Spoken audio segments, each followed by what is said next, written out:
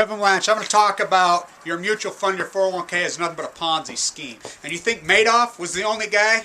They're most all mutual funds in your 401k are Ponzi schemes. They are Ponzi schemes, and I'll prove you. You think Madoff's an isolated incident?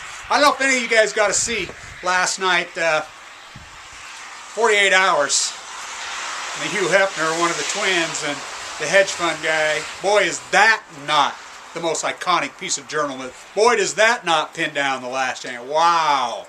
I didn't know that story. Holy cow.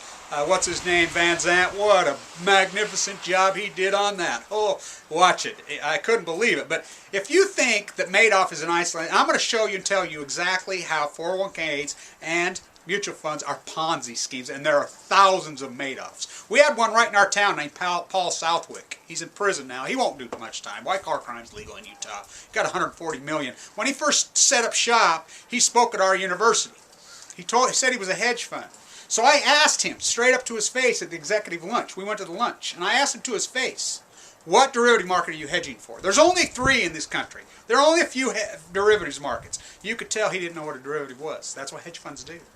They hedge via the derivative market. Hedge funds are very conservative in the literal term.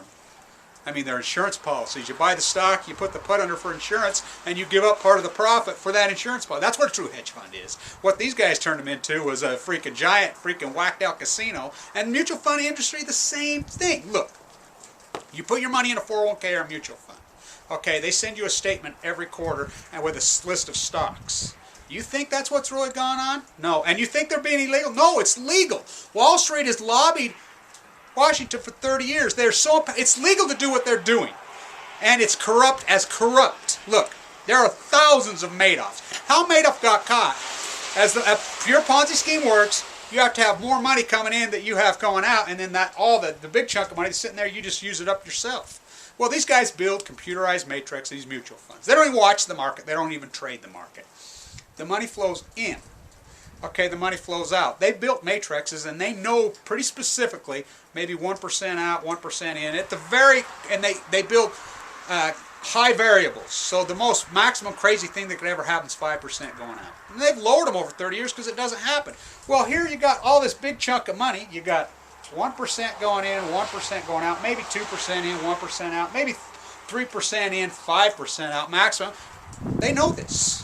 I mean, they've got it computerized. Well, then they window dress. At the end of the quarter, they hurry up and buy up stocks to send them out to make you think, oh, look what they own. They own Apple, they own IBM, they own...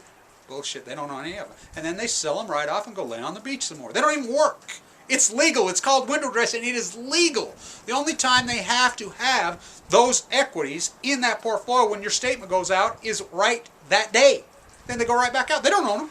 So what happened in 2008, we started bleeding, and people started running out of the market. That's how Madoff got caught. That's how they didn't have enough money to cover the outflows.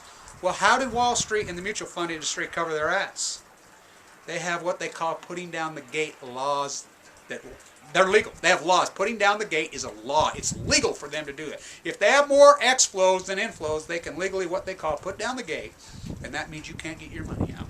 And they can put it down as long as they want. And in 2008, they put it down as long as a year on some of them. And if any of you people try to get your mutual fund money out, you know this is true. You couldn't get it out. So all those Madoffs, they were having... You know how many people knees were knocking and freaking out thinking they were going to prison for life? And they got away?